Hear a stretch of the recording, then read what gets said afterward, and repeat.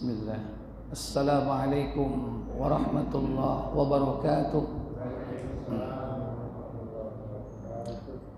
Innal hamdalillah nahmaduhu wa nasta'inuhu wa nastaghfiruh wa na'udzu billahi min shururi anfusina wa min sayyiati a'malina.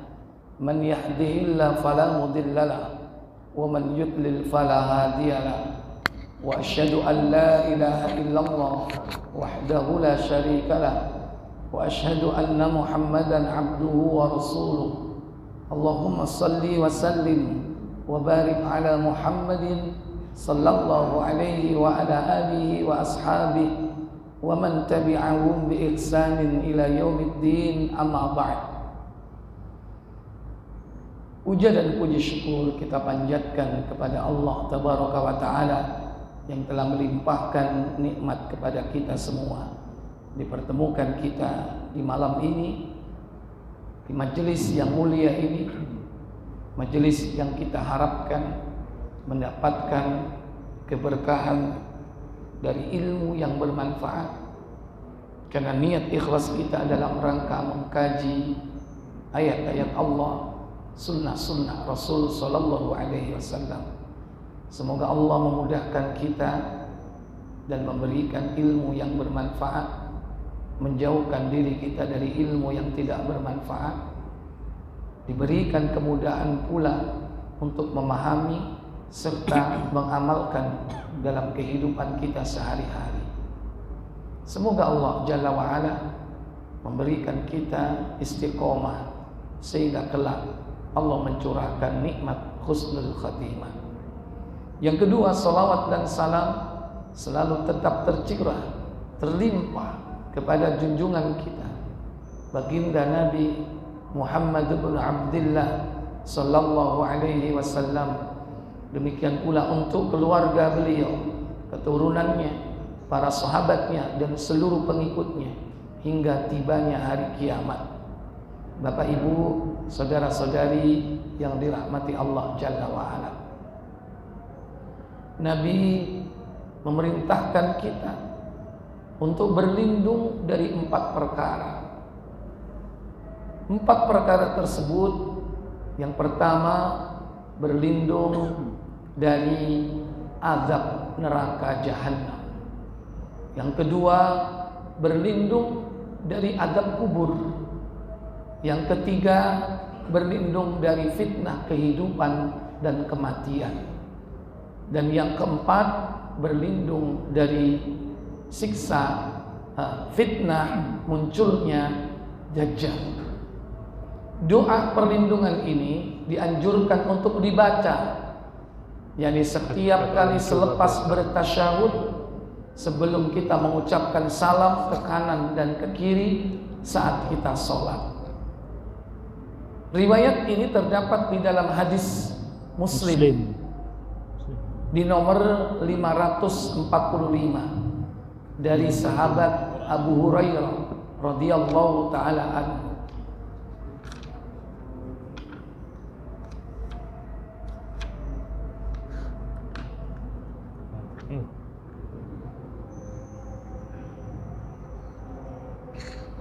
Silakan.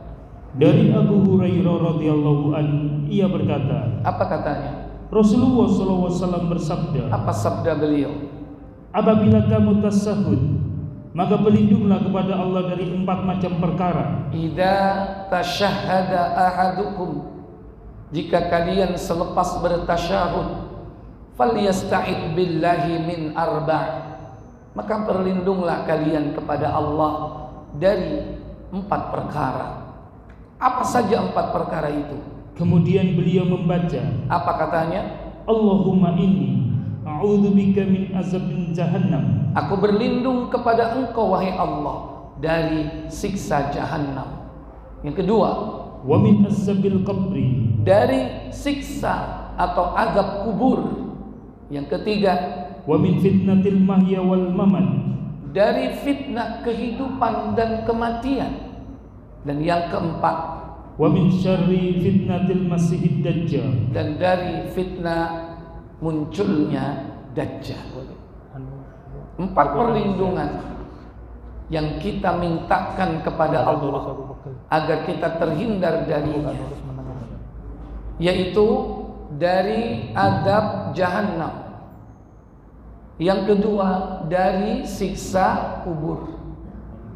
Yang ketiga, dari fitnah kehidupan dan kematian.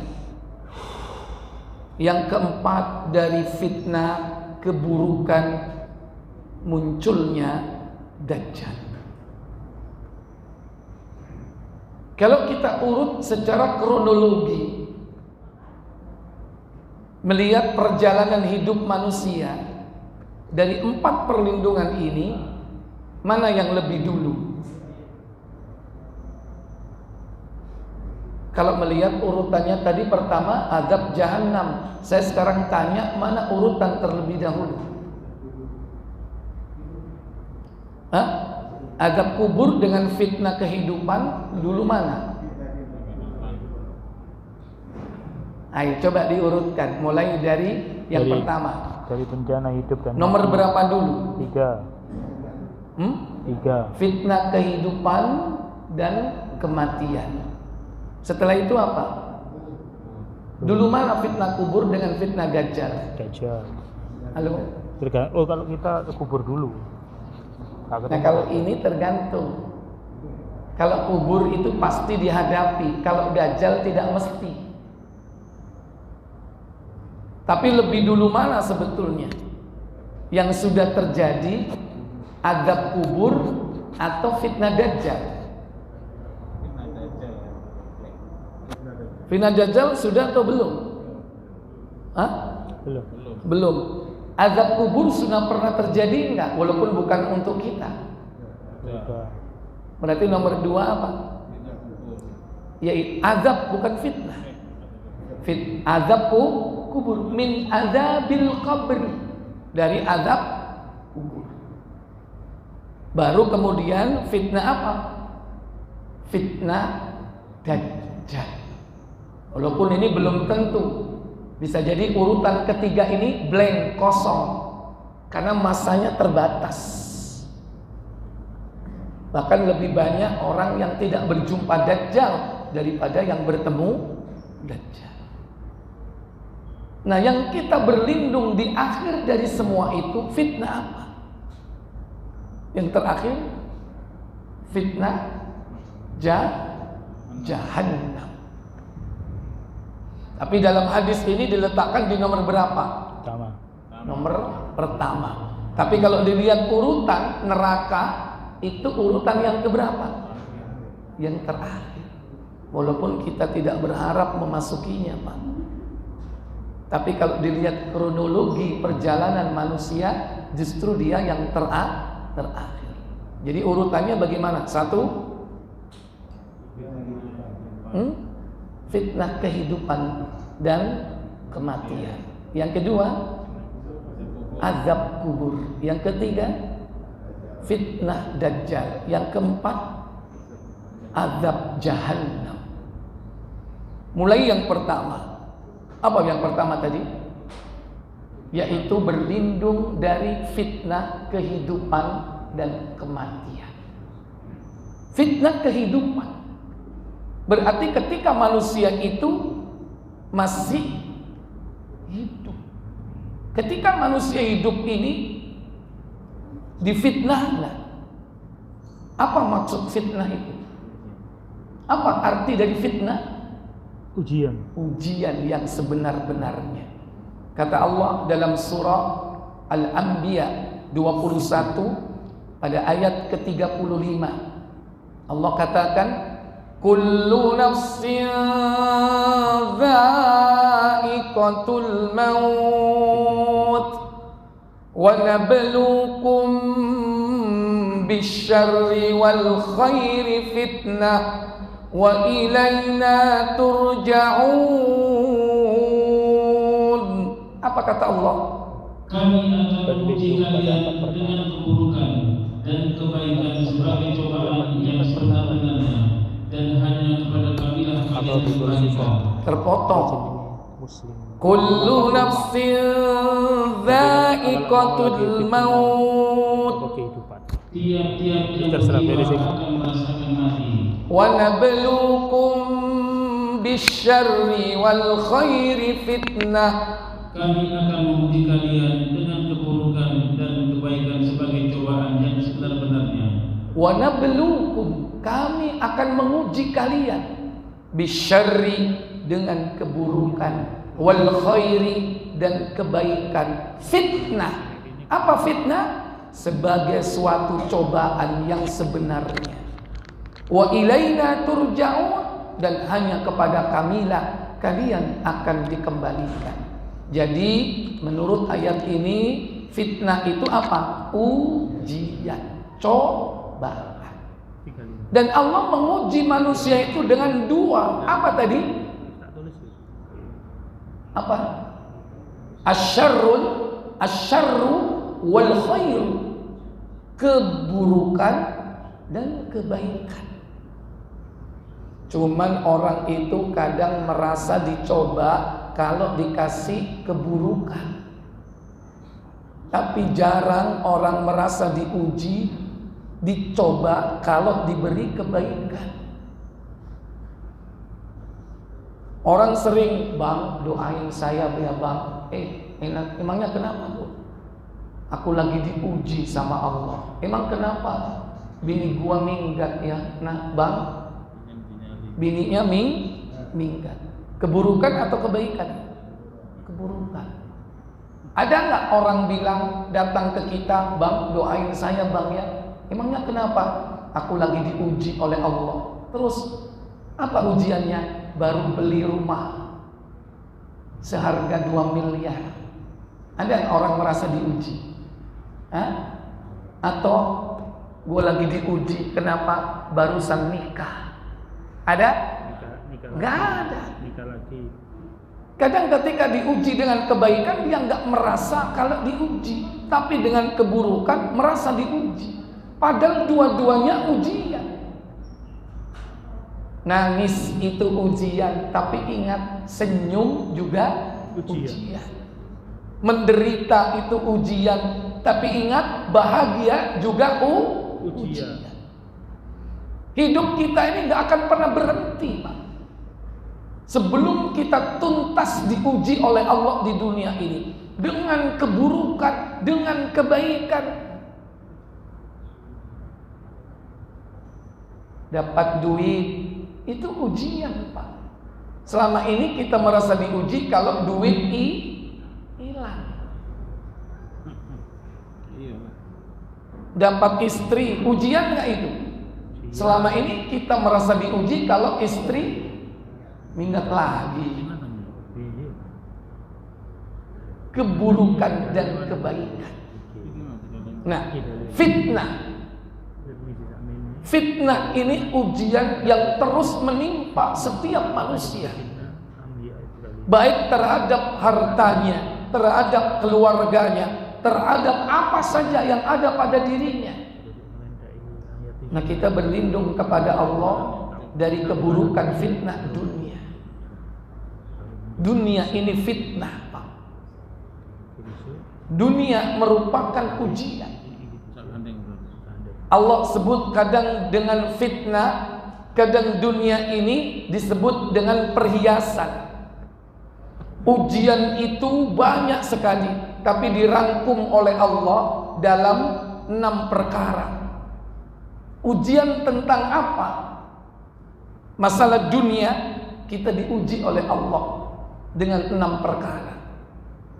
Kata Allah Jalla wa'ala dalam surah Ali Imran, surat ketiga, pada ayat ke-14, Allah katakan, "Qul zuyyina lin-nasi hubbus syahawati minan nisa'i wal banin والبنين والقناطير المقنطرة من الذهب والفضة والخيل المسومة والأنعام والحرث ذلك متاع الحياة الدنيا والله عنده حسن المآب." Apa kata Allah? dijadikan indah pada pandangan manusia kecintaan kepada apa-apa yang diingini. Apa saja? Yaitu wanita-wanita. Pertama, minan nisa, wanita.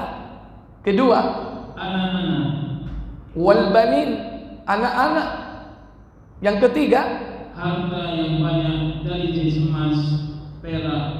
wal qanatiril muqantarati minadh dhahabi wal fiddah, harta yang melimpah dari jenis emas dan perak. Yang keempat, Kuda pilihan. wal khailil musawwama, kuda-kuda pilihan. Yang kelima, Binatang-binatang ternak. wal an'am, yakni kendaraan pilihan. Kalau dulu kuda, sekarang apa Pak yang jadi ujian kita? Ada yang bilang Mercy, ada yang bilang BMW, suka-suka dia sesuai selera, tapi itu ujian. Allah sebut wal khailil musawwama. Yang kelima, wal an'am, apa itu? Dan sawah ladang. Hewan ternak ditambah al-harth, sawah ladang. Maka Allah katakan dzalika mataul hayatid dunya. Itulah kesenangan hidup di dunia. Itulah fitnah kehidupan dunia. Wallahu indahu husnul ma'ab, dan di sisi Allah lah tempat kembali yang baik, surga. iya, pada sisi Allah lah tempat kembali yang baik.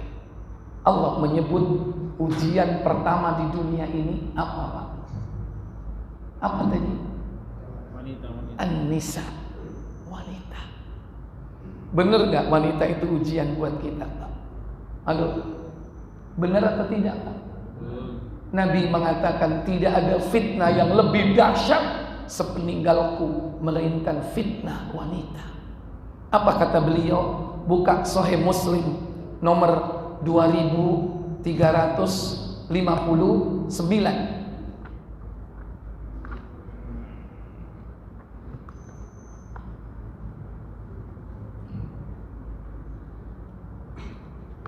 Dari Usamah bin Zaid radhiyallahu anhu, ia berkata, Rasulullah SAW bersabda, Apa sabda beliau? sepeninggalku tidak ada sumber bencana yang lebih besar bagi laki-laki selain daripada wanita. Ma taraktu ba'di fitnatun, kata beliau. Tidak ada sepeninggalku sebuah fitnah hiya adarru 'ala rijal, yang membuat para lelaki ini tergelincir, yang banyak memadoroti para lelaki, minan nisa, melainkan mereka adalah para wanita. Fitnah wanita ini Pak. Baik dia merupakan istri kita, baik dia anak perempuan kita, apalagi wanita-wanita ajnabiyah. Siapa wanita ajnabiyah? Bukan mahram kita, yang mungkin Bapak tiap hari melihatnya lalu lalang di depan matanya.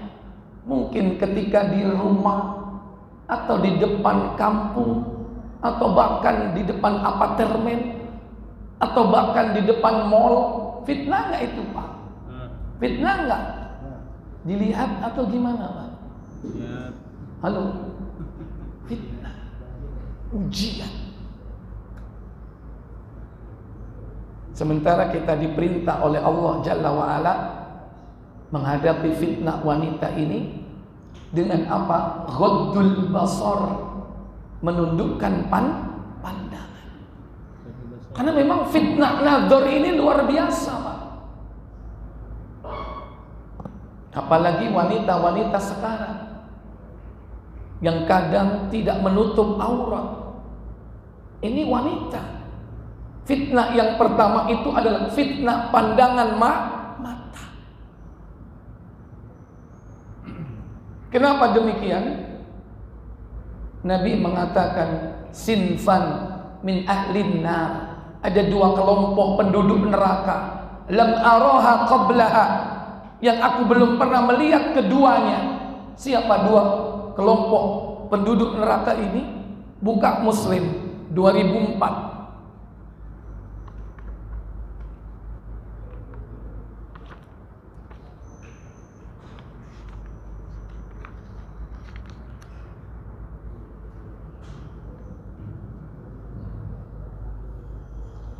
Dari Abu Hurairah radhiyallahu anhu, ia berkata, Apa katanya? Rasulullah SAW bersabda, Apa sabda beliau sallallahu alaihi wasallam? ada dua macam penduduk neraka yang keduanya belum kelihatan olehku. Siapa mereka? Yang pertama, kaum yang memiliki cambuk seperti ekor sapi. Qaumun siyatun ka'adznabil baqar. Suatu kaum yang membawa cambuk seperti ekor sapi. Dipakai untuk apa itu? Yang digunakannya untuk memukul orang. Yadribuna bihannas. Yang dipakai untuk memukul orang. Itulah gambaran aparat-aparat keamanan di akhir zaman yang suka mendolimi manusia. Digambarkan seperti orang yang membawa cemeti bagai ekor sapi yang dipakai untuk memukul manusia. Min ahlin nar. Yang kedua, wanita-wanita berpakaian tetapi sama juga dengan bertelanjang. Nabi menyebut yang kedua, nisaun ariyat, wanita-wanita yang berpakaian tetapi telanjang. Kenapa? Satu, karena pakaiannya terlalu minim. terlalu minim, Pak, ngirit bahan. Cukup semeter aja, Pak. Padahal butuhnya 3 meter tapi cukup semeter. Akhirnya bagian tubuhnya terbuka. Atau terlalu tipis atau tembus panjang. Atau tipis bahannya. Kadang jilbab tapi bahannya tipis sehingga transparan. Atau yang ketiga, terlalu ketat atau pakaian yang merangsang pria karena sebagian orangnya terbuka. Satu-satu. Terlalu ketat. Bisa jadi tebal, kainnya tidak tipis, tapi press body. Pernah nggak lihat atasnya jilbab, bawahnya legging? Pernah apa sering? Wah, Masya Allah sering. Ternyata makanan sehari-hari. Atasnya ditutup, bawahnya press body. Ya, berpakaian tetapi telanjang. Ini disebut Nabi nisaun ariyat, wanita berpakaian tetapi telanjang, kata Nabi. Atau yang keempat, atau pakaian yang merangsang pria karena sebagian auratnya terbuka. udah bener-bener dari atas ke bawah tapi bagian tertentu dilubangi. Kalau enggak sininya dilubangi, bagian belakang nunjukin kalau habis kerokan. Padahal dari bawah, kalau enggak dari bawah ke atas dibelah tengah-tengahnya ke atas. Ada enggak seperti itu? Nah, ini wanita berpakaian tetapi telanjang. Ini fitnah kehidupan, terutama fitnah wanita. Yang kedua, dan wanita-wanita yang mudah dirayu atau suka merayu. iya, nisaun kasyatun, wanita-wanita yang mudah dirayu atau suka merayu. Dia mudah dirayu hanya dengan tepuk tangan, maka semakin bergaya dia, menebar pesonanya di atas catwalk. Hanya dengan aplaus semakin senang. Itu kan bentuk rayuan.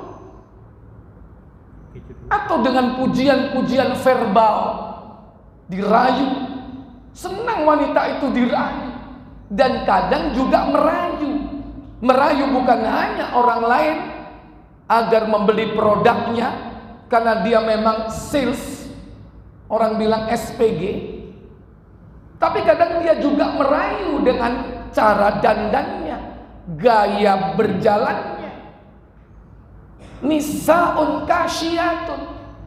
Coba kalau kita lihat wanita zaman sekarang seperti ini, yang gampang sekali dipakai untuk melancarkan, memperlaris produk. yang dimanfaatkan untuk dunia kapitalisme, dijadikan iklan, dijadikan model, minimal dipajang di tempat-tempat eksibisi atau pameran. Kalau sudah seperti itu Pak, ada nggak yang menutup aurat? Contoh pameran mobil Pak, ada nggak pameran mobil yang jaga perempuan berjilbab? Halo? Nggak ada kata ibu. Itu aja dipilih Pak, orang yang nggak pakai jilbab kalau bisa. Tingginya minimal 170. Ada nggak yang tingginya 150? Nggak ada. Itu mobil-mobilan Pak. Mobil anaknya itu mungkin. Ada nggak beratnya juga dipilih? Maksimal berapa beratnya? Berapa? 50, 60? Nggak sampai Pak. Ada nggak yang dipilih SPG jaga stand mobil beratnya 90? Halo? Nggak ada Pak, kecuali yang dijual sepur tumbuh Pak. Yang berjilbab nggak ada Pak, rata-rata pakai apa? Pakai pakaian-pakaian yang menarik perhatian. Nggak ada yang berjilbab. Mungkin kalau yang dijual unta, mungkin baru ada. Ikhwatal iman a'azzani Allah wa iyyakum. Ma'ilatun ru'usahunna ka'asnimatil bukhtil ma'ilah. Apa kata Nabi? Rambut mereka. Ayo, rambut mereka disasak bagaikan punuk unta. Rambut mereka disasak bagaikan punuk unta.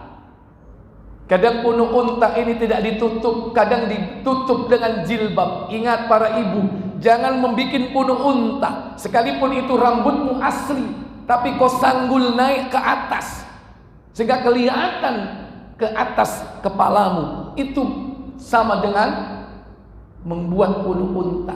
Ka'asnimatil bukhtil ma'ilah. Bagaimana wanita-wanita seperti ini?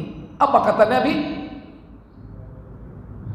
Wanita-wanita tersebut tidak dapat masuk surga. La yadkhulnal jannah. Tidak akan masuk surga wanita-wanita seperti ini. Bahkan apa kata beliau? Bahkan tidak dapat mencium bau surga. Wala yajidna rihaha. Bahkan tidak akan mencium bau surga.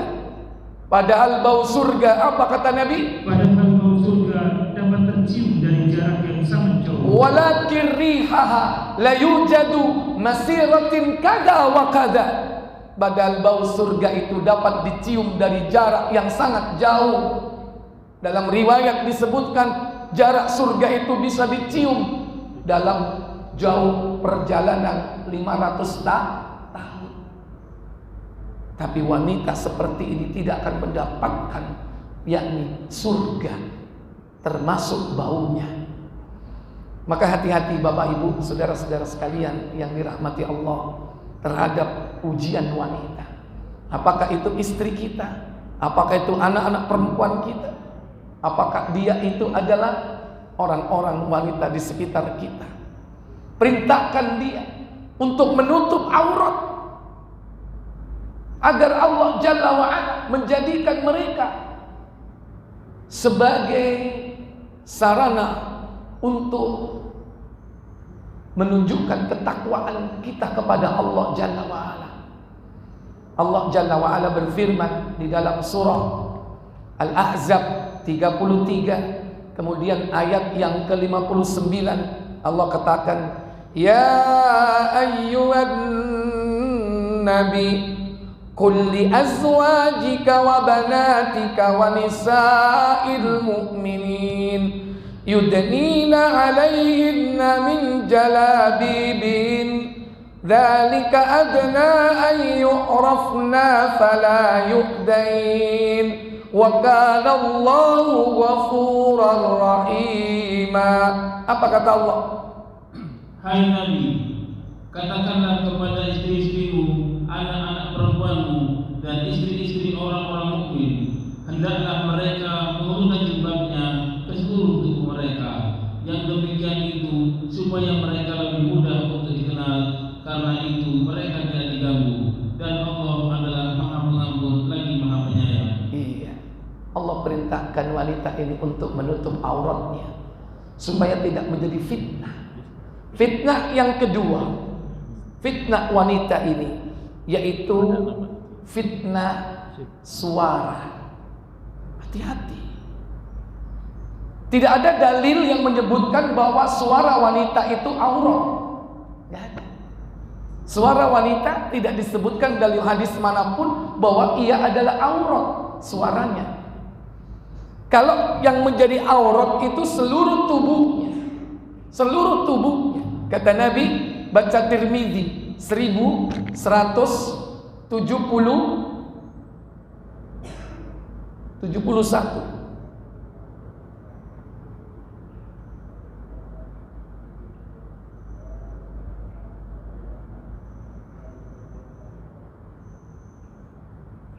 Saudara ipar. 1173.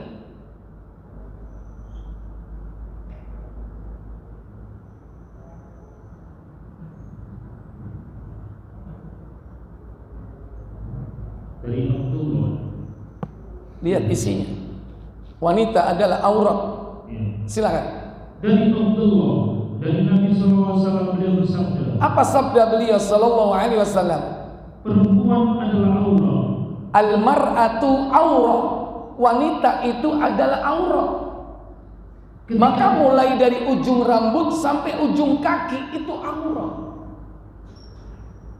Makanya wanita itu seandainya rambutnya jatuh lepas dari kepala, tidak boleh dibiarkan begitu saja, harus dikubur, karena itu tetap menjadi aurat. Itu perempuan. Wanita adalah aurat.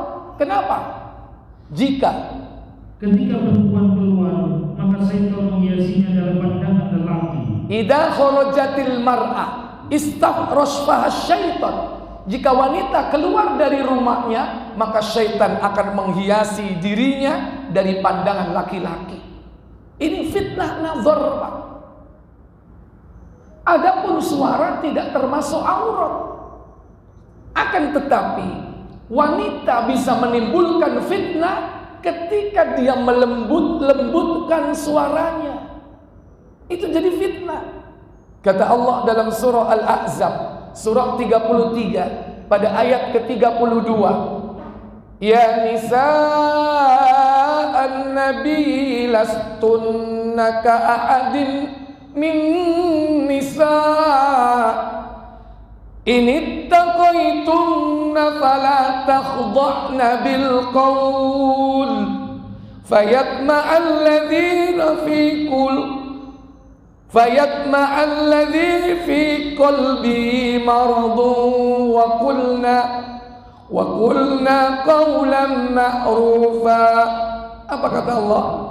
Hai istri-istri Nabi, kamu sekalian tidaklah seperti wanita yang lain. Jika kamu bertakwa, maka janganlah kamu tunduk dalam berbicara, sehingga berkeinginanlah orang yang ada penyakit dalam hatinya, dan ucapkanlah perkataan yang baik, dan hendaklah kamu tetap di rumahmu. Allah perintahkan fala takhda'na bil qawli, jangan kau tunduk dalam berbicara. Apa tunduk dalam berbicara? Membuat pembicaraannya mendayu-dayu atau dilembut-lembutkan. Kenapa? Fayatma'alladzi fi qalbihi maradun, dikhawatirkan ada orang yang dalam hatinya ada penyakit, itu akan dapat menimbulkan fitnah. Contoh, Pak, profesi apa yang dilembut-lembutkan itu, Pak? Nyanyi, apalagi?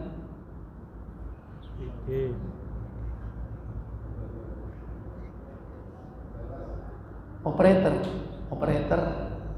terus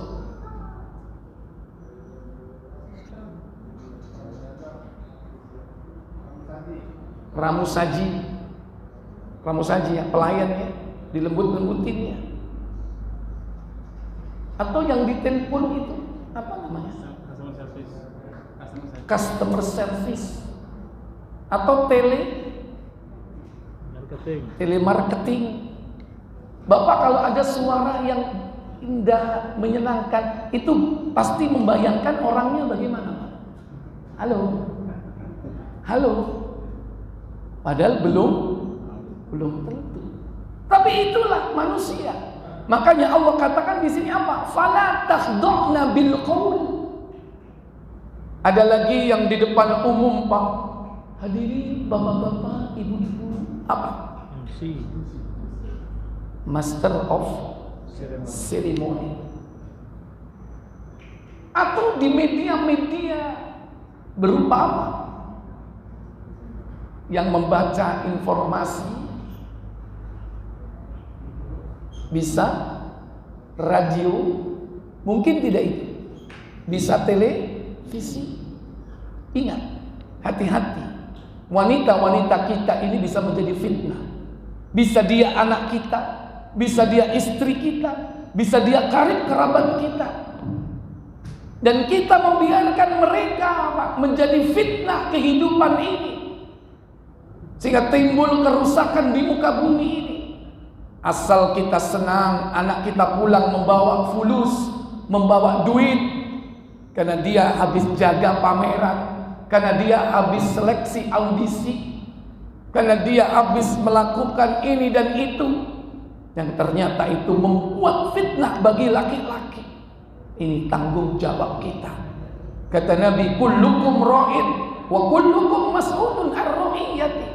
Setiap diri kalian adalah pemimpin dan akan diminta tanggung jawab kelak di hadapan Allah tentang kepemimpinan kita. Kepemimpinan terhadap anak kita, istri kita, karib kerabat kita, terutama tentang fitnah wanita. Yang ketiga, fitnah pandangan mata, fitnah pendengaran, sekarang fitnah penciuman. Ada cewek lewat, baunya wangi, nyus. Apa yang ada dalam benak Bapak? Halo? Halo? Ketika Bapak waktu itu lihat bawang, liwat dengan bau yang harum, posisi kepala berubah kan? Kemana? Langsung melihat, menengok. Siapa ini? Lantas terbayang dalam pikiran kita, dalam benak kita. Inilah fitnah wanita. Di mana fitnah wanita itu, yakni bisa menjadi sumber bencana ketika dia memakai parfum, minyak wangi, kemudian dia keluar dari rumahnya, sehingga orang-orang bisa membau atau mencium. Orang seperti ini, kata Nabi, bagaikan orang yang berzina. Baca Abu Dawud nomor 4173.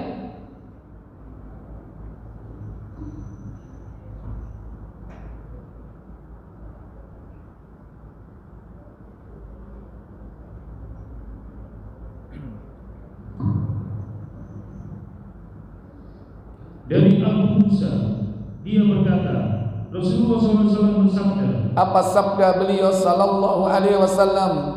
Jika seorang perempuan memakai wewangian lalu sengaja lewat di antara orang-orang agar mereka mencium wanginya, maka dia begitu sindiran buat zina.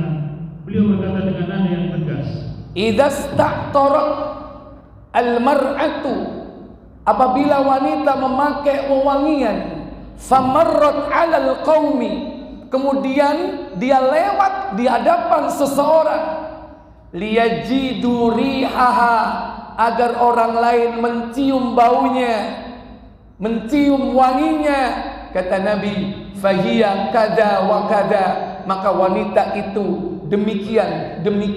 Apa makna kada wa kada? Yaitu sindiran berbuat zina. Hati-hati membiarkan istri kita keluar rumah memakai apa? Parfum. Apalagi parfum zaman sekarang, Pak. Orangnya belum datang, baunya sudah datang. Yang kedua, orangnya sudah di Bogor, baunya keting. Ada nggak yang seperti itu? Bahkan ada sengaja produk minyak wangi yang dicampur dengan hormon kesuburan, namanya hormon feromon. Itu kalau laki-laki membau wangi parfum seperti itu akan timbul gairah syahwatnya. Bahaya nggak, Pak? Itu meskipun 70 bisa terfitnah. Ini fitnah penciuman. Inilah wanita. Fitnah penglihatan, fitnah pendengaran, fitnah penciuman. Makanya Abu Hurairah ketika berpapasan dengan wanita yang pulang dari masjid, ditanya, wanita sombong, katanya, apakah kau memakai parfum ini karena ke masjid? Iya. Aku mendengar orang yang kucintai bersabda. Apa katanya? 4174.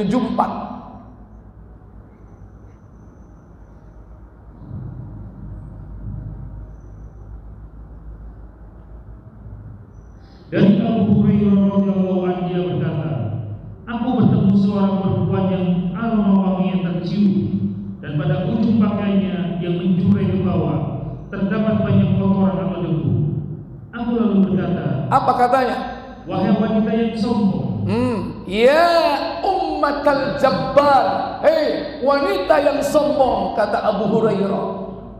Kemudian, apakah kamu datang dari masjid?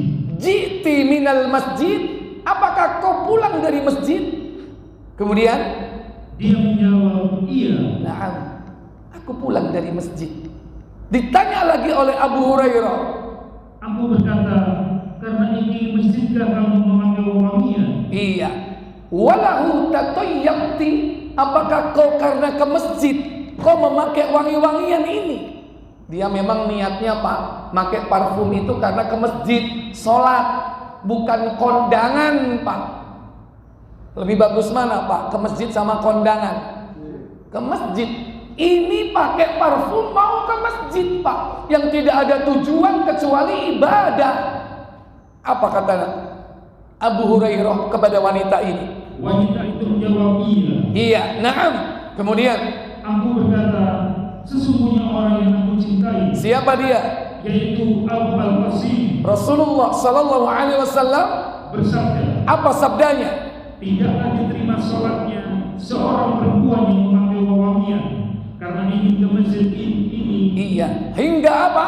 Hingga dia kembali dan mandi sebagaimana dia mandi dari hadas besar. Iya. Kata Nabi sallallahu alaihi wasallam, la tuqbalus salata li imra'atin tatayyabat, tidak akan diterima salat seorang wanita yang dia memakai wangi-wangian lihadal masjid, karena pergi ke masjid Nabi sallallahu alaihi wasallam, hatta tarji'a fataghtasilu ka ghuslaha minal janabah, hingga dia pulang ke rumahnya dan mandi sebagaimana mandi jinabah, mandi dari hadas besar. Ini bukan main-main. Nabi yang mengatakan begitu. Salatnya enggak diterima hingga dia pulang ke rumah mandi seperti mandi jinabah. Kenapa? Wanita yang pakai parfum keluar dari rumahnya, sekalipun pergi ke masjid, wanita seperti itu bagaikan orang yang junub. Apalagi pergi ke udah ke mall, wanginya semerbak kemana-mana. Wanita seperti ini kalau punya suami, siapa yang ikut berdosa? Halo, suaminya. Inilah fitnah kehidupan, Pak. Fitnah wanita. Maka berhati-hati dengan fitnah wanita. Didik mereka dengan baik, istri-istri kita, anak-anak perempuan kita, agar jangan sampai menjadi kerusakan di muka bumi karena sebab mereka. Berdoalah kepada Allah supaya mereka menjadi wanita solihah. Tidak ada perhiasan dunia yang paling utama kecuali wanita solihah. Apa kata Nabi? Buka Muslim 1410.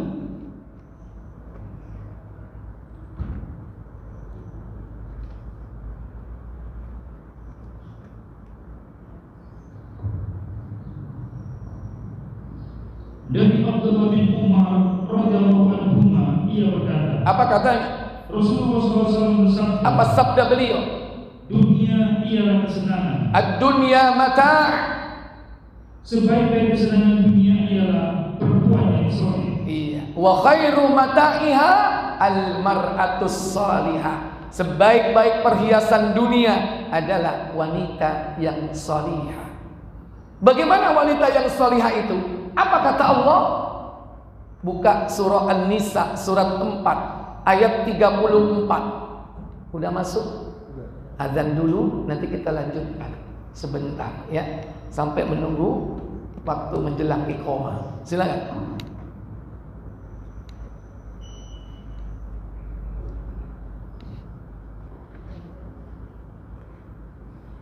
Kasihkan buat azan.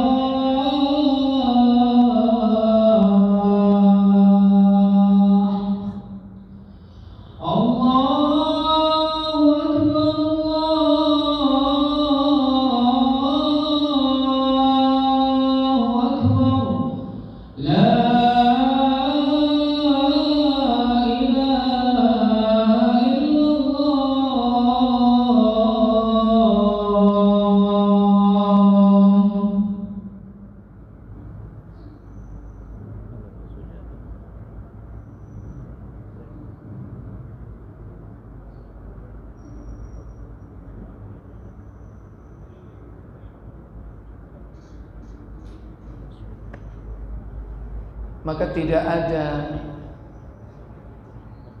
perhiasan terbaik dalam kehidupan dunia ini melainkan wanita yang salihah.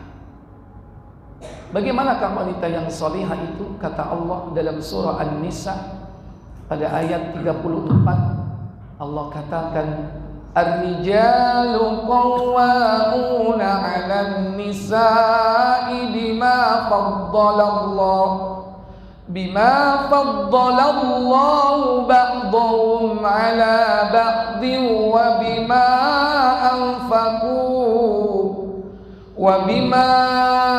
anfaqu min amwalihim fassalihatu qanitatun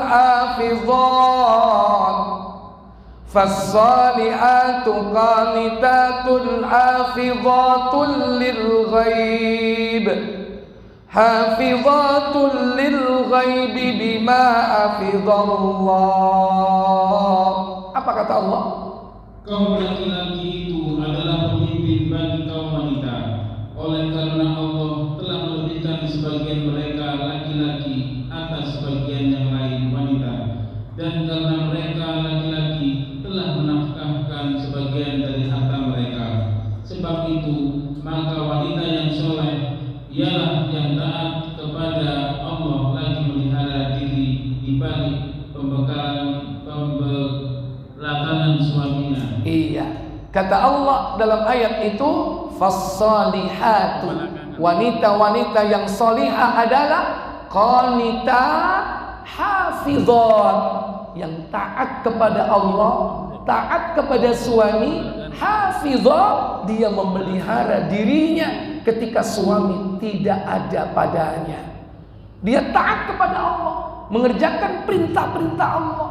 Dia taat kepada perintah-perintah suami yang tidak bertentangan perintah Allah, bertentangan dengan perintah Rasul, dan juga memelihara diri. Adapun wanita solihah, di antara cirinya yang lain disebutkan oleh Nabi di dalam hadis Ibnu Majah nomor 1516. Ketika itu Umar ibn Khattab ditanya tentang hukum emas dan perak. Bahwasannya para sahabat mengatakan kepada Umar, "Wahai Umar, harta apa yang harus kita bawa?" Kemudian Umar mengatakan, "Kalian pasti akan mengetahuinya." Maka Umar mempercepat kudanya menemui Rasul sallallahu alaihi wasallam. Lantas apa kata beliau? Lanjut. 15-16. Dari Abdullah bin Amr radhiyallahu anhu bahwasanya Rasulullah SAW bersabda, sesungguhnya dunia adalah perhiasan, dan tidak ada sama sekali perhiasan dunia yang lebih utama daripada wanita yang solihah. 1517 berarti berikutnya. Silakan. Dari Sauban. Dari Sauban radhiyallahu anhu ia berkata, apa katanya? Tatkala turun hukum mengenai emas dan perak, mereka para sahabat berkata, harta apa yang harus kita bawa? Umar berkata, aku akan mengetahui hal itu untuk kalian. Dia mempercepat tunggangannya dan menemui Nabi SAW. Dan saat itu aku berada di belakang beliau. Maka Umar berkata, apa katanya? Wahai Rasulullah, harta apa yang harus kita bawa? Harta apa yang harus kita bawa? Beliau pun bersabda, apa sabda beliau kepada Umar? Hendaklah setiap kalian membawa hati yang bersyukur. La yattakhidanna ahadukum qalban syakiran. Hendaklah kalian berbekal membawa hati yang selalu bersyukur. Yang kedua, lisan yang senantiasa berzikir. Walisanan dakiran, lisan yang selalu mengingat Allah, berzikir. Dan yang ketiga apa kata beliau? Dan istri mukminah yang dapat menolong setiap orang dari kalian untuk kepentingan akhirat. Ternyata ini merupakan bekal yang baik. Apa? Wazaujatan mu'minatan, yaitu istri yang mukmin. Bagaimana ciri-ciri istri yang solihah, yang mukmin itu? Tu'inu ahadukum alal amril akhirah, yang dapat menolong kalian dalam urusan-urusan akhirat. Itu ciri dari wanita solihah, menolong suaminya dalam urusan akhirat, bukan menolong membantu dalam urusan dunia. Bukan. Istrinya jaga toko, oh istri solihah ini, kenapa rajin bantu suami? Bukan. Istri solihah itu membantu suami dalam urusan apa? Akhirat. Bapak mau puasa, disiapin apanya, Pak? Hah? Buka, sahur dulu. Belum sahur dulu. Mau sholat disiapin apanya, Pak? Hah?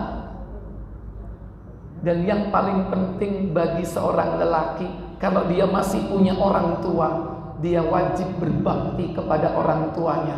Salah satu bentuk berbakti anak kepada orang tua, dia tetap memberi nafkah kepada ibu bapaknya. Maka istri yang berbakti, yang solihah, dia ingatkan suaminya, "Bang, sudah ngasih ibu, sudah ngasih mama, belum dikasih bulan ini duit." Istrinya mengingatkan. Pertanyaannya, istri kita selama ini mengingatkan atau malah marah kalau kita ngasih duit orang tua? Halo Bang, mau buat siapa itu? Kadang sekarang banyak suami-suami takut kepada istrinya ketika mau memberi siapa? Ibu dan bapaknya. Padahal seorang anak lelaki selama dia punya ibu dan bapak tetap wajib memberi nafkah kedua orang tuanya.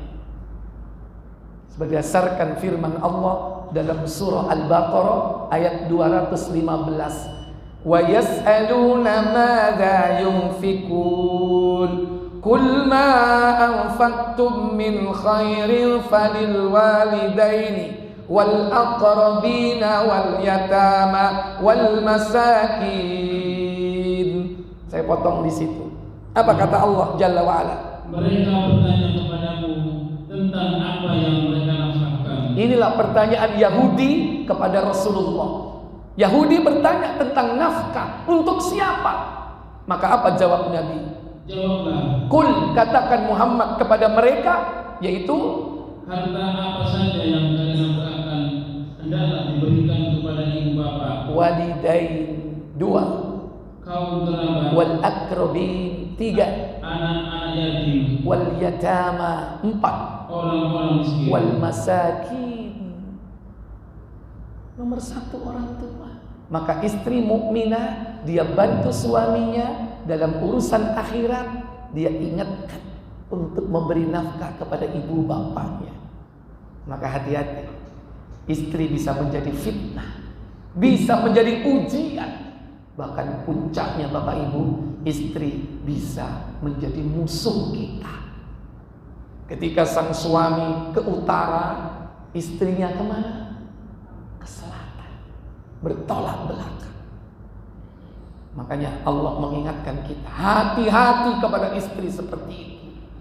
Inilah fitnah kehidupan, Pak. Fitnah pertama yang paling dahsyat, fitnah wanita. Bisa jadi gak usah jauh-jauh, dia adalah istri kita sendiri atau anak-anak kita perempuan, dan juga orang-orang di sekitar kita di kalangan wanita. Bapak Ibu, semoga kita dihindarkan dari fitnah dunia yang dapat menjerumuskan kita kepada jurang kebinasaan dunia dan akhirat.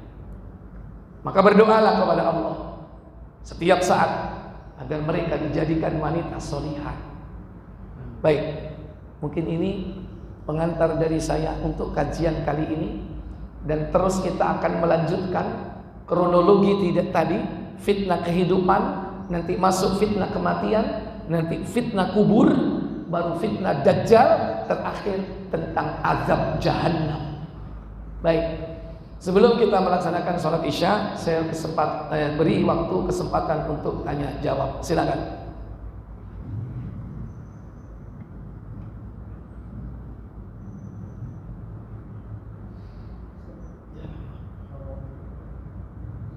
Assalamualaikum warahmatullahi wabarakatuh. Waalaikumsalam warahmatullahi wabarakatuh. Untuk wanita nih, solusinya itu gimana? Kalau pakai parfum tadi kan terlarang. Sedangkan kadang wanita itu ada punya bau atau saja. Itu solusinya gimana? Ya. Pakai Rexona gimana? Iya, baik. Solusinya yang pertama, merubah mindset dulu. Mindsetnya dirubah dulu dengan disampaikannya hadis ini, supaya dia tergerak hatinya untuk mencari ridho Allah, bukan ridho manusia. Karena masalahnya apa? Wanita memakai parfum itu karena dalam pikiran dan benaknya bahwa dia ini takut kalau dibau, baunya nggak enak. Nah, itu untuk siapa? Untuk manusia. Allah butuh nggak wanita itu bau enak atau tidak? Nggak butuh. Manusia masa bodoh. Justru yang dibutuhkan bahwa wanita itu harus wangi adalah ketika bersama suami. Itu yang dibutuhkan. Dalam Islam pahala paling besar dia mandi minyak wangi kalau perlu. Untuk siapa? Suami. Kalau kita kebalik kan, zaman sekarang wanita itu pakai parfum keluar rumah. Tapi giliran di rumah apa? Bau koyo. Kalau nggak koyo balsem. Kalau nggak balsem minyak angin. Bahkan yang lebih parah minyak jelantah. Habis masak nggak mandi. Suaminya disediain ya dengan bau-bau seperti itu. Coba kalau kondangan. Kenapa wanita bisa seperti itu? Mindsetnya harus dirubah. Apa? Harus dididik wanita itu supaya apa? Mencari wajahnya Allah, bukan wajah manusia. Yang kedua, setelah merubah mindset, apa? Membangun wangi itu dari dalam, bukan dari luar. Supaya apa? Bau itu jadi sedap. Maka makanlah makanan yang mengandung zat-zat yang membuat keringat kita menjadi wangi. Contoh apa? Makan apa, Pak? Supaya bau badan kita wangi. Nggak bau. Daun kemangi. Silakan.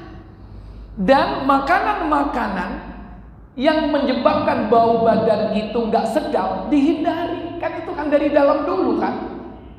Iya. Kita pengen bau harum tapi hobi makan bawang. Wah, wanita hebat ini. Hobinya makan bawang mentah, lalap.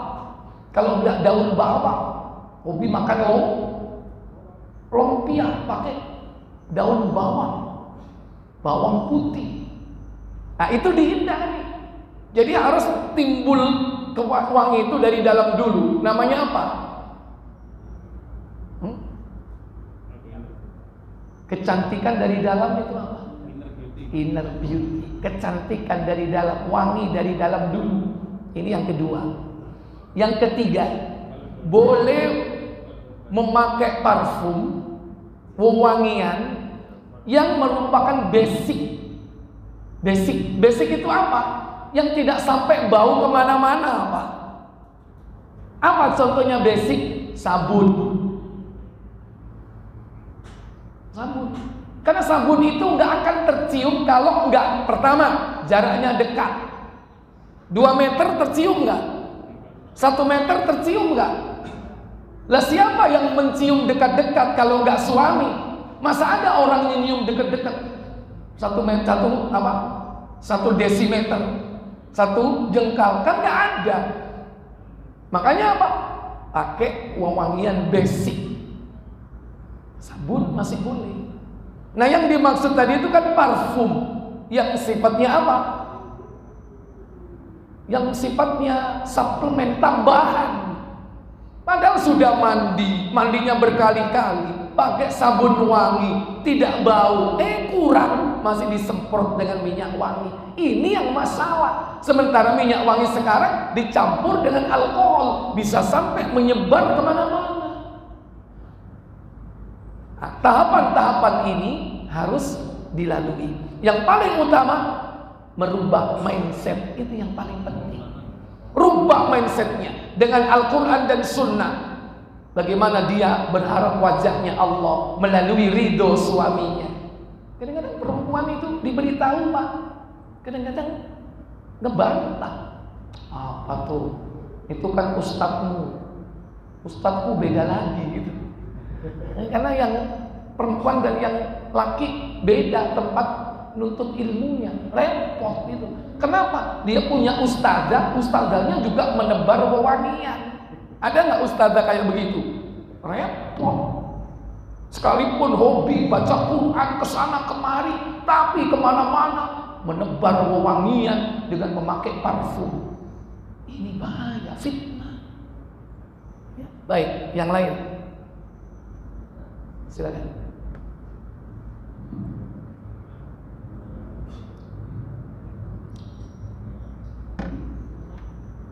Assalamualaikum warahmatullahi wabarakatuh. Waalaikumsalam warahmatullahi wabarakatuh.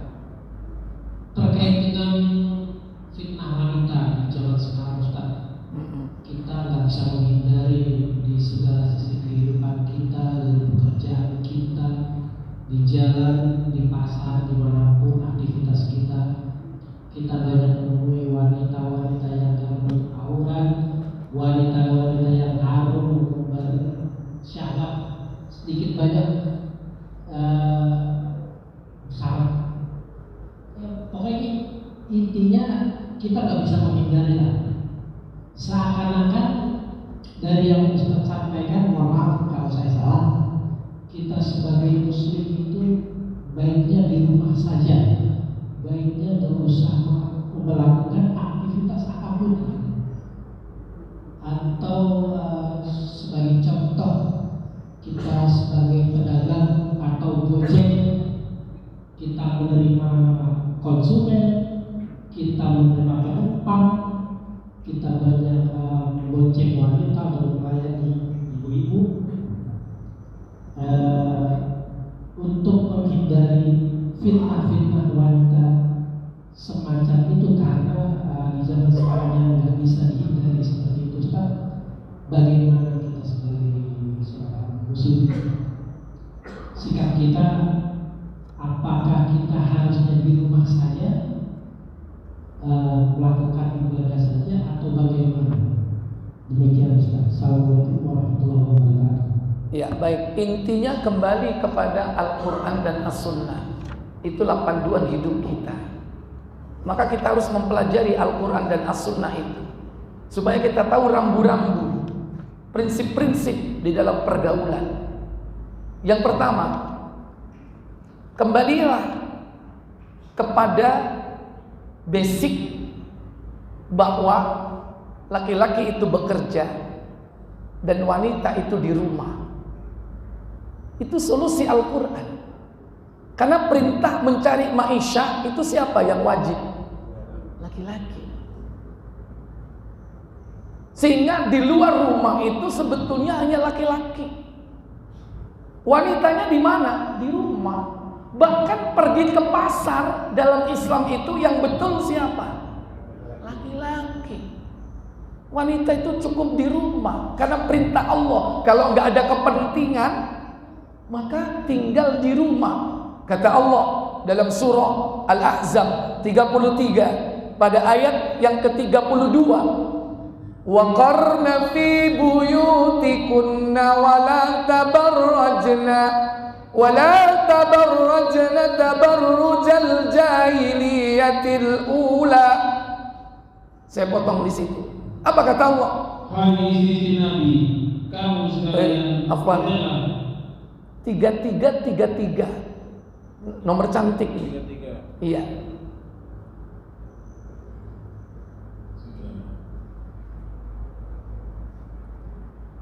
Dan hendaklah kau tetap tinggal di rumahmu. Al-Ahzab 33. Hilang tak? Hendaklah kamu tetap di rumahmu. Nah, waqarna bi buyutikunna. Hendaklah kau tetap tinggal di rumahmu. Kalau nggak ada hajat, kepentingan yang syar'i, nggak usah keluar rumah.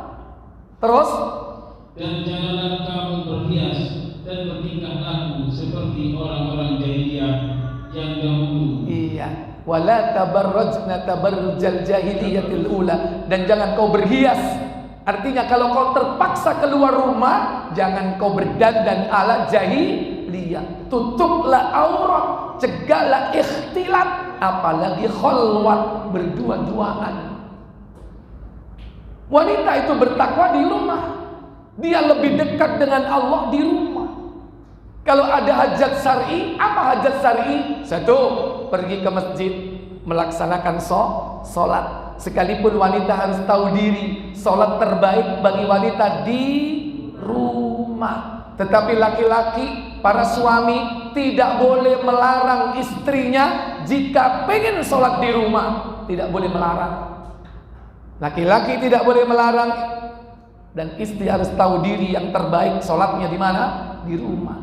Apa hajat syar'i selain itu? Mungkin barangkali dia menuntut ilmu, menghadiri majelis taklim. Itu hajat syar'i. Kalau nyari sepatu di Basura Sete, hajat syar'i enggak? Tuh, yang jawab. Kenapa? Karena cari sepatu bisa dilakukan siapa? Aduh, cukup suami dibekali dengan apa? Nomor sepatu sama apa? Merek sepatu sama warna apa? Iya kan? Suami yang nyarikan. Istri datang di rumah suaminya ridho dengan apa yang diberikan oleh suaminya. Wanita seperti ini hidupnya akan bahagia. Kalau orang tidak mau kembali kepada Al-Quran dan Sunnah, contoh, mestinya bekerja di luar rumah. Itu perannya siapa? Halo, laki-laki. Sekarang banyak bidang-bidang pekerjaan milik lelaki yang dirampas oleh wanita. Siapa yang berhak ngisi BBM di pom-pom bensin? Itu pekerjaan laki atau perempuan? Halo, laki-laki. Dirampas oleh wanita. Fitnah nggak itu, Pak? Fitnah. Pernah Bapak ngisi bensin? Pernah nggak ngisi bensin? Pernah. Kalau yang ngisi bensin cantik, gimana perasaan Bapak? Itu kalau ketemu bapak yang seneng, masih ngaji, masih sopan, tahu adab, tahu etika, tahu aturan Allah, takut kepada Allah. Kira-kira yang datang itu truk besar, belakangnya ada gambar wanita sambil duduk begini, tiduran, tulisannya "Kutunggu jandamu". Kira-kira kalau yang ngisi bensin kayak begituan, ketemu wanita yang ngisi bensin seperti itu, apa yang dilakukan? Halo? Hah? Gak pengalaman, Pak? Gak pernah? Fitnah. Mestinya di pasar itu yang jualan laki-laki. Lihat, tahu nggak di pasar di Mekah yang jualan siapa? Laki-laki. Laki-laki berinteraksi dengan laki-laki, sehingga wanita ini di mana, Pak? Di rumah. Wanita dalam Islam itu dimuliakan oleh Allah, dimuliakan oleh Islam. Kebutuhannya dicukupi, dijauhkan dari fitnah. Dia bagaikan putri yang dipelihara di rumahnya, ditaruh di tempat yang tersembunyi agar tidak ada codot-codot yang berkeliaran. Tahu codot, Pak? Ya, Bapak kalau punya pohon mangga sudah ranum, dibungkus supaya nggak dimakan, apa itu? Apa itu? Kalau sini namanya apa?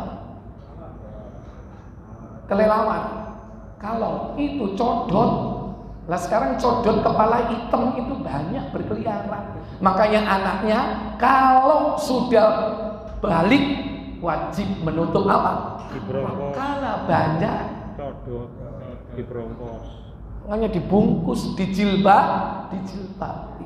Jadi Pak, bukan berarti laki-laki di rumah. Laki-laki harus bekerja, ya. Yang harus kembali kepada Al-Quran dan Sunnah siapa? Wanita. Wanita di rumah. Sehingga kita berinteraksi di luar itu adalah yaitu para lelaki. Dan inilah fitnah akhir zaman.